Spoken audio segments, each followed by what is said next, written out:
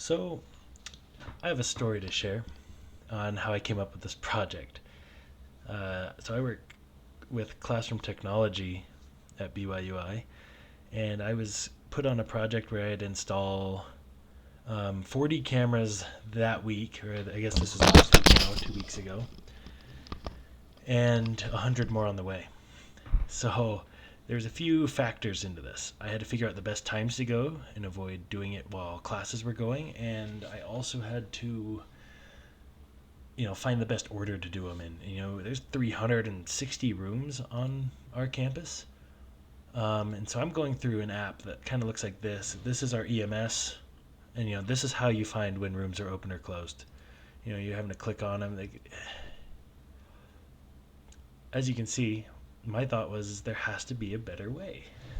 I, it's the classic programmer question where you spend 6 hours doing something that could have taken you 15 minutes because you're lazy. And that's exactly what I did. I thought to myself, there has to be a better way to do this. I wanted a way where I could just click on a couple rooms and it'll tell me the best order to go to them in, the best time to go to them.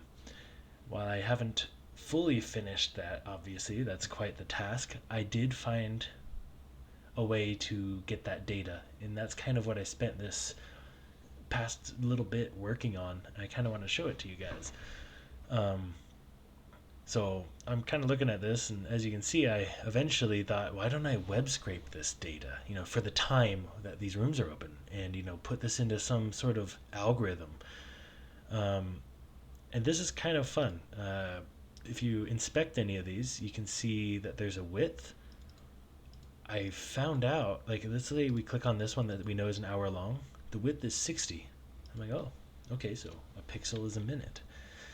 But whoever designed this, and I'm grateful for their simplicity in this, if we go over to here and we look up 480 pixels to the left, well, 480 divided by 60 is 8.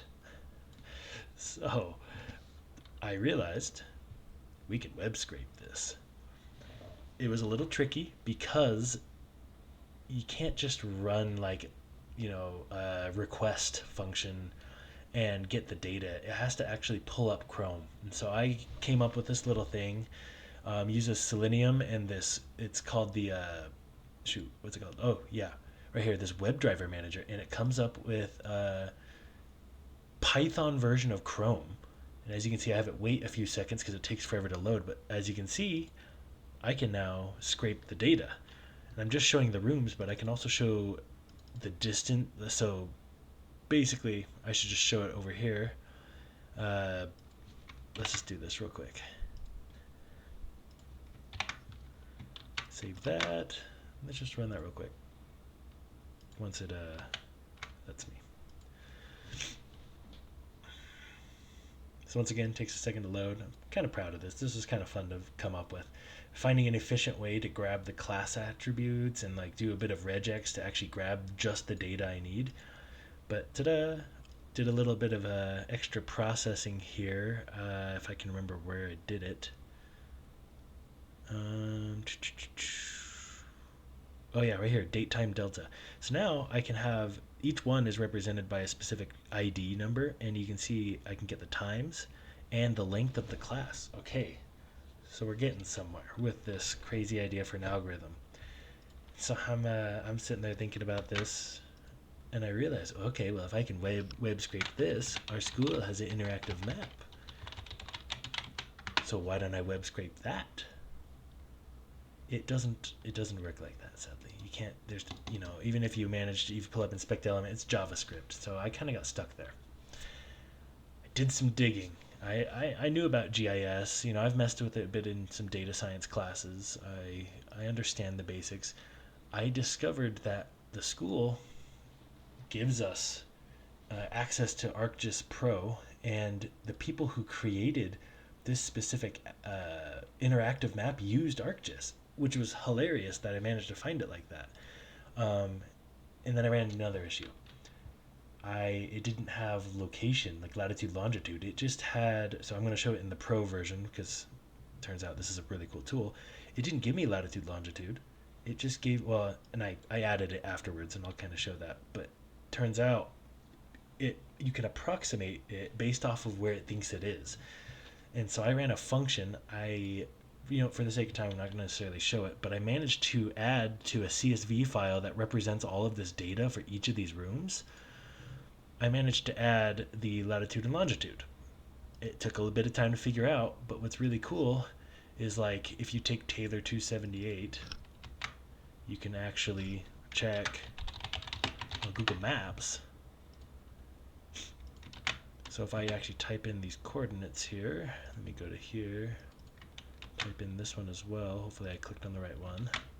It should take me to that, I think Taylor 278 is what I said. Second floor. So you don't see the, got to get rid of the dot so you can see it was right there. And ta-da, okay, of course it's not going to show, but that is 278.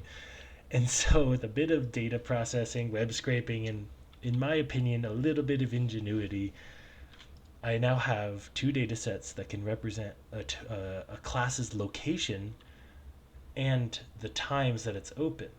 And so now the next steps are going to be creating vectors out of, starting where the shop is for our class tech and creating vectors that can represent those distances. I can even represent a second story by adding 20 feet to those vectors, and you'd have the stories slightly, stepped from each other.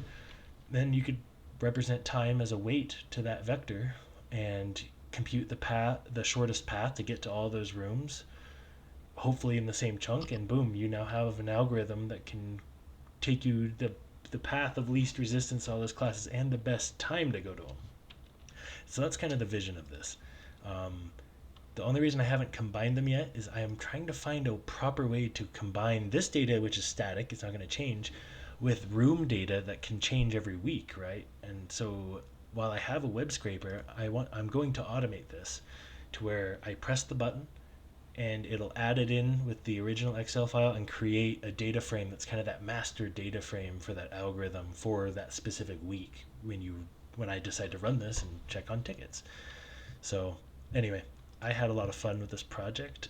I'm going to keep working on this for a little bit and try and build something really interesting that honestly would be pretty practical, kind of fun to show off, and potentially have some pretty interesting problem solving. So anyway, that's my project.